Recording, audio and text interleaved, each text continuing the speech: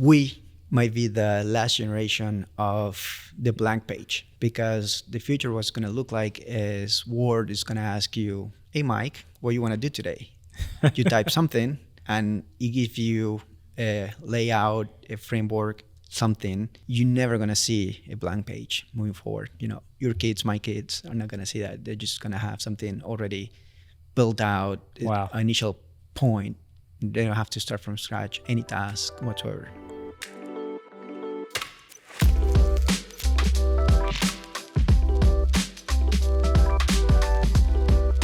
Please compose an opening greeting for the listeners of Retail-Oriented Podcast about artificial intelligence. Oh, hey. Welcome back to Retail-Oriented Retail Fans. I'm your host, Mike Fowler. I'm the VP of Retail Strategy here at the Sales Factory. And today we've got a really special guest, Juan Hernandez, who is a great friend, a great soccer player, Real Madrid fan. We won't hold that against him. And our resident AI guy who knows everything about artificial intelligence. He's teaching our staff constantly. He's always learning about it himself. So we're really excited to have him and talk about the greatest and latest trend, artificial intelligence. Juan, welcome to the show. Thank you, Mike. Happy to be here. Juan, if you can kind of level set us and kind of start us off with a little bit about your background. How did you get into the seat today? Where did you start your career? And what kind of got you interested in AI and got us sitting here today?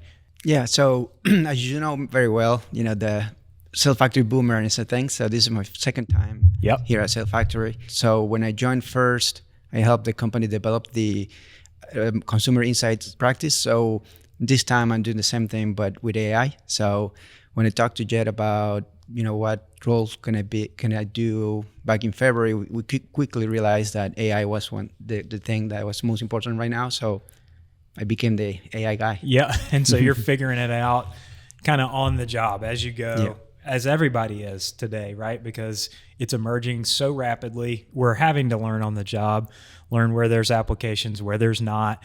So can you kind of level set us also on what are the do's and don'ts? Like what are the basic best practices for AI before we kind of get into how are we actually using it? Talk to us about what can you do? What can it do? What shouldn't you do maybe? Yeah, I mean, AI took by surprise even the guys that are in the PAM2 team at Google, right? Those guys are working in geniuses. They're even surprised by how these things are working right now. So yeah, everybody's just taken by surprise. So I think the safest way to think about AI, or in this case, generative AI, is think about it as your assistant, as your intern. Okay. So you can ask to do some work for you. You can always ask any questions, but always be mindful of if something looks wrong, double check it. Sometimes, again, if it does, it's easy. Your intern, your assistant can do it right. If it's a little bit more complex, it's probably going to need some overseeing, some fine-tuning to get it right. What you're prompting with and what you're entering in, right? We got to be a little bit thoughtful about what we're sharing and how do we approach the information that we are putting into prompts as well. Can you talk a little bit about that as well? Yeah, I mean, it goes back to the assistant or intern mindset, right? If you tell your intern, go put this ball there, right? He will put it there, right? Now, if you tell it, this ball is, I don't know, like a Fabergé glass, something, he will treat it differently. So the more context you provide to the assistant, to the intern, the better he or she's going to do the work. So that's the same thing happens with prompt engineering. Just think about all the context you can provide, and you're going to see that you get better results. You get out what you put in, right? Yeah. Sometimes, people the old think adage, right? Crap in, crap out kind of thing. Yeah. People think write me a song. Yeah. And sometimes they say, well, you didn't do a good job. Okay, but do you want a rap? Do you want it, JC style? Do you want it Eminem style? I mean, because remember, this thing is predicting, is sort of guessing what you ask. Okay. So if you give it more clues, it's going to be more accurate in finding what you want.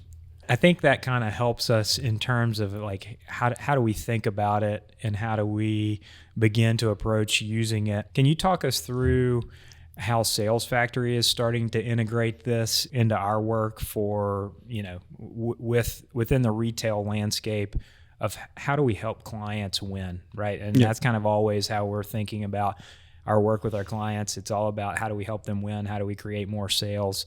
How are we integrating and folding AI into that? Yeah, and that's the challenge, right? Because AI can do anything. So really the thing is about prioritizing and figure out what we need to do first. We really are doing two things. First is trying to figure out what off-shelf AI tools we can use to become more efficient. And when you're more efficient, you provide higher value to our clients, right? So that's the first thing. The other thing is also we're thinking about how we can use all of our knowledge about retail, about consumer insights to develop consumer behavior predicting tools.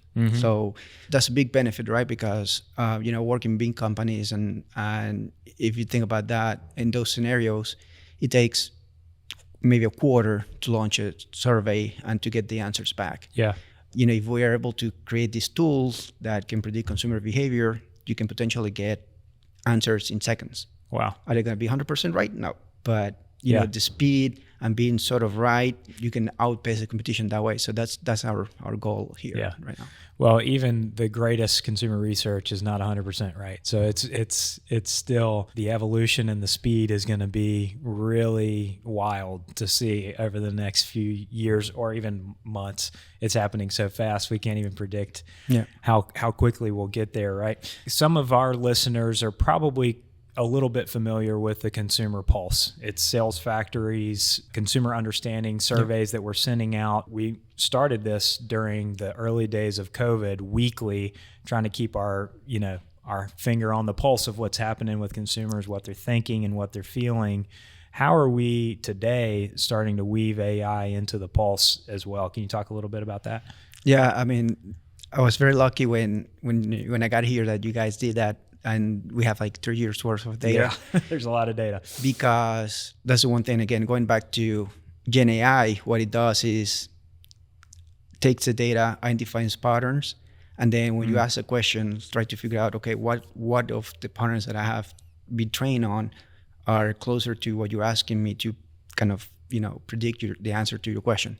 So if you think about that, we have all this rich data about consumer behavior. So again, when we develop tools to predict consumer behavior, we are leveraging all of that data plus the primary research we do on our client, because that will produce more accurate results. The more data in, the better it is at predicting. And luckily, we kind of got lucky on that we had 3 years of data collection that we had been doing of a litany of different subjects and everything from political stuff to health to retail things. Like we asked a lot of questions over the last 3 years. So we got a lot of data to pull from. So as we develop our integration of AI and what that's going to be able to pull out of all that data is going to be cool to see. So I think that's something for everybody paying attention to what Sales Factory is doing and the content that we're putting out.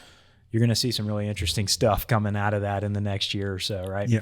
In the business jargon, that's our moat.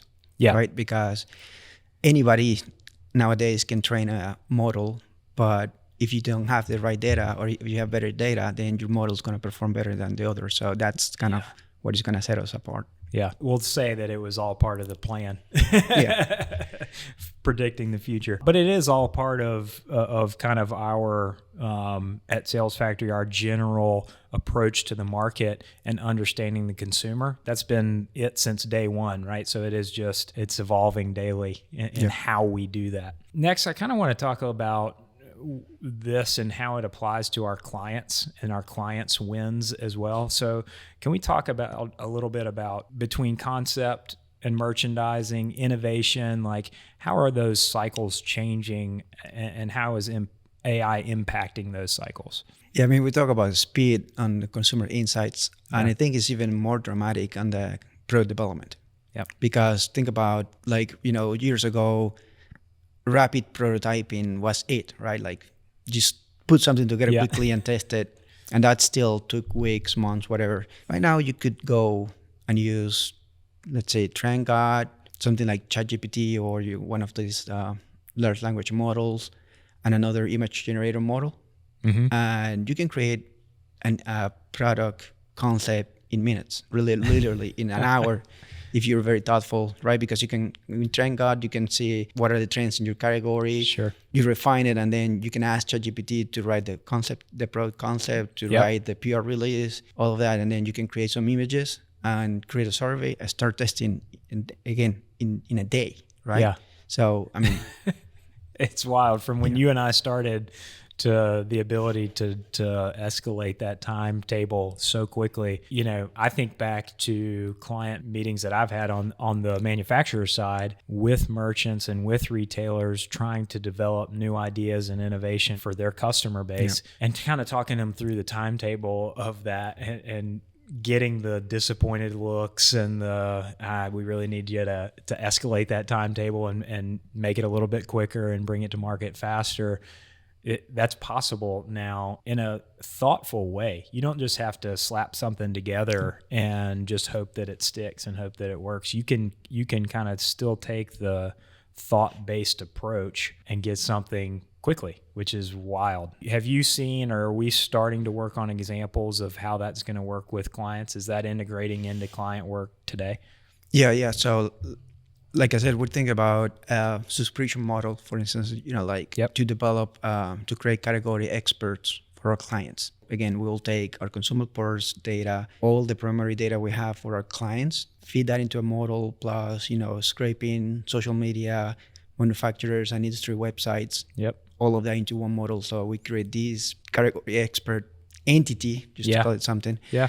And you can ask any questions you can think of, and you can get answers immediately. Then even down the road, we think about like multimodal solutions that, not to get too geeky about it, but something like you can upload an image, like it can be a merchandising image, and say, what consumers would think about this, or how can I make my brand stand more than this, and things like that. And the model's going to give you answers. Yeah. On retail oriented. And as a retail fan myself, that's not geeky at all. It seems like the coolest thing to be able to think about. Just that level of feedback and speed, again, it's unprecedented.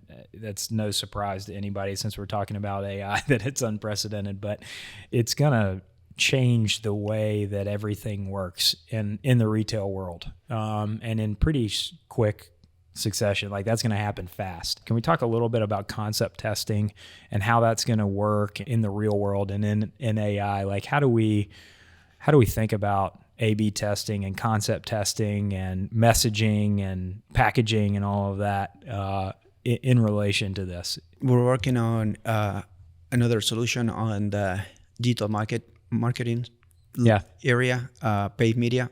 And really what this will allow us is, think about this, when you create a campaign, right, you have to create the headlines, the images, and then put it all together and test all of that. So with AI, you can quickly create multiple combinations, and then even use AI tools to create your landing pages, so you don't have to wait on developers to create all of that. So again, really become more efficient. And then you will use AI again in the back end to do the analysis, so you don't have to test every possible scenario. You just test the minimum requirement, and then you can find the optimal solution right away. So it's more efficient in the development, the setting up the tests. It's more efficient in the analysis of the results, and it's going to be more efficient in the performance, because you get to the optimal solution faster. Yeah. Let's talk about kind of merchandising, and from the standpoint of picking the right assortment, optimizing your assortment, coming back, because my team is in point of sale data every day, right? That's what we live in. And we are constantly picking out the little nuances from the SKU level, the store level, to optimize what we're doing and see where there's weak spots that can be improved, or where we're doing really well and what can be replicated from that to other stores, right? To bring all the sales up. Talk us through how AI is going to integrate into that world of analyzing your assortment and your data and stuff, and making recommendations that are going to make money for your merchants. Before your team existed, I did sort of that on an ad hoc basis. Sometimes when the sales, I remember this case where a grill manufacturer have a problem with sales were soft. Yeah. Everything looked good on the surface. I started digging into the data and uncovered that there were issues on certain clusters, store clusters, like let's say, one cluster preferred smokers, and we were out of stock of smokers on those stores. Yeah. Other clusters that prefer gas grills were out of stock of. Yeah. Even though at the surface we didn't have inventory Major levels inventory because stuff, yeah. Everything looked fine. So that probably took me 2 weeks to figure out. Again, right now AI will do the analysis for you in seconds, and not only that, it will if you feed segmentation data, experience data, will tell you what kind of people live in a certain zip code.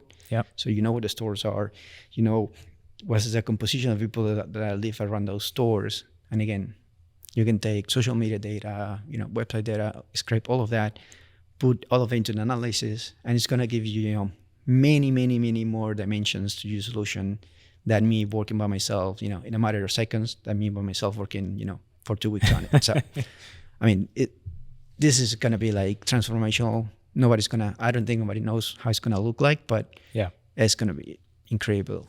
It's all positive, right? It's all aspirational and exciting, and I think everybody gets very excited about the efficiencies that are potentially there, right? And the speed and the innovation that's going to come from this. But we still have to, especially now, be very thoughtful in how we use it and where we use it and how we integrate it. Can you talk through a little bit of like, what's the human role moving forward now, and then what do you see in the future?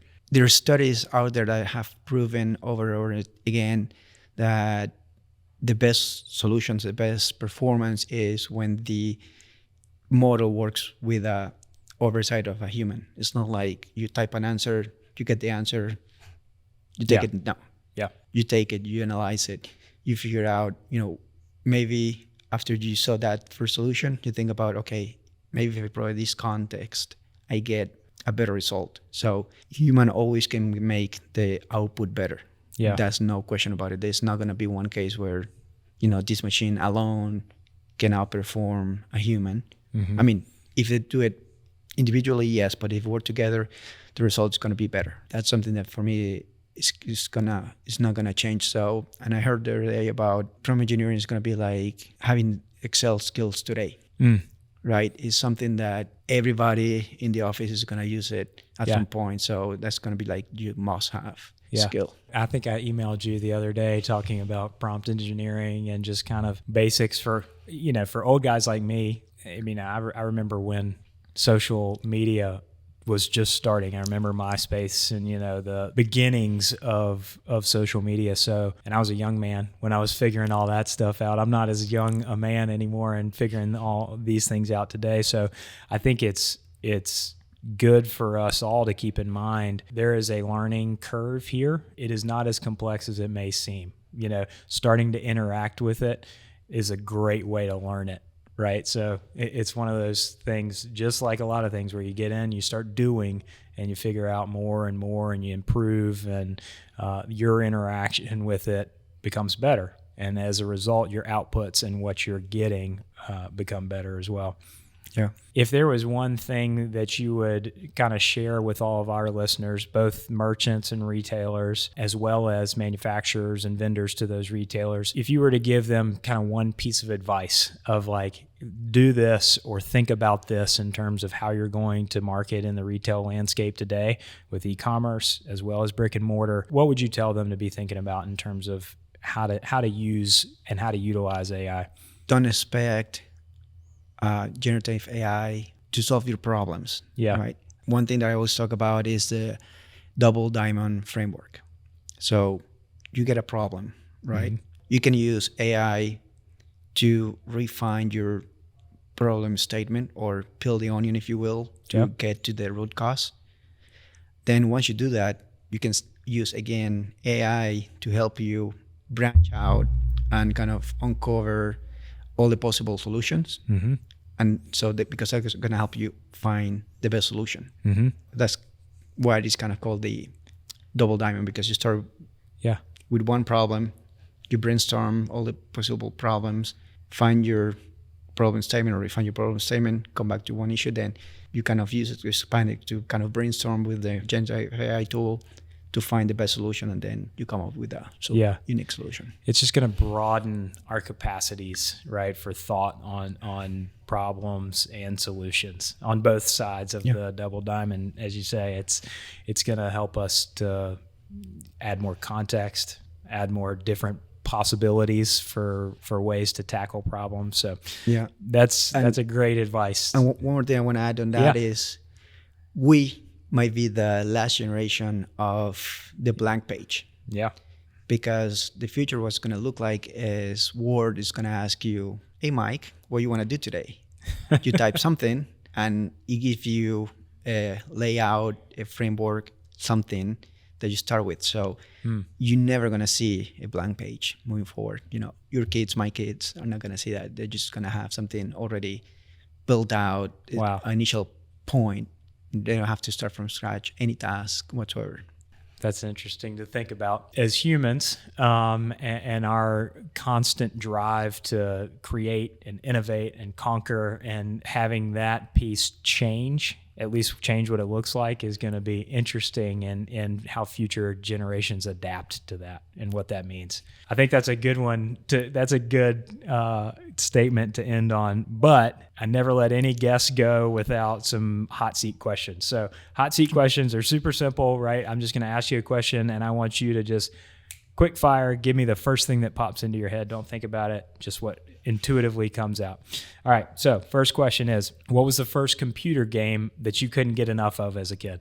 I don't remember the name of it, but it was like a car chasing game where, you know, the police caught up to you. I don't remember the name of it, but it was like, you know, monochromatic, all stuff. Like, I just played for hours, even though it was the same thing over and over again. Can't go wrong with a car chase ever. Yeah. What podcasts are you loving right now? What are you listening to? What do you love? Revisionist History for Malcolm Gladwell. Okay. It's my go-to. Yeah. I love it. Because of my role now, there's one called This Week in AI. Mm-hmm. And this is a crazy thing. It is, the average, I would say, is like 90 minutes long per episode. Yeah. But those guys actually have to rush to get all the content they want in. This tells you the pace of change on AI. Yeah. Like, you know, most podcasts, 20 minutes are like even too long. This one is 90 and still like they cannot put everything in. So you've got history podcasts and what's happening today and in the future podcasts. You're pretty well rounded on what you're listening to. Last one, and this one is an important one to me. I love a sense of humor. Do you think AI will ever develop a sense of humor? I mean, to some extent, it already has, right? If you ask, tell me a joke in Seinfeld style, it will tell you something. Oh my gosh! Wow. So I mean, it might not be original, but I think it would be funny. I bet. Could be original to you, right? And that's all that matters. Yeah. If you haven't heard it before, then it's original to you. Yeah. Juan, thanks so much for being with us. We certainly learned a lot today. We are excited to see what's coming out. So keep an eye on things that Sales Factory is putting out with and around the topic of AI, because I think it's going to be exciting, especially for retail-focused people and people that are interested in what's happening in the retail landscape to understand how that's integrating in, because it's going to be a part of our lives, right? Yeah. I mean, it is already. And yeah. Well, thanks a lot for coming on, and we appreciate you. See you next time. Yeah. Thanks for having me. So there you have it. If you're finding your way in the retail world, trying to figure out how do you integrate AI into your processes, from merchandising to product assortment decisions to product development, we hope you learned something from this episode. Juan had some great nuggets to take away there. If you got any questions, we'd love to engage with you and have a conversation about it. So drop a comment in the comment section. And we would be happy to reply. Also, if there's any other topics that you're especially interested in hearing about on Retail Oriented, or guests you'd like us to have on, drop a comment in the comment section, or you can email me directly at mike.fowler@salesfactory.com. And we would love it if you subscribe to the channel so you're always in the know and up to speed on all the content that we're putting out. Click the like button, and don't forget to hit the little bell icon so that you always know when a new episode drops. And remember, when you're thinking about retail and thinking about the retail channel, it's always about selling in and selling through.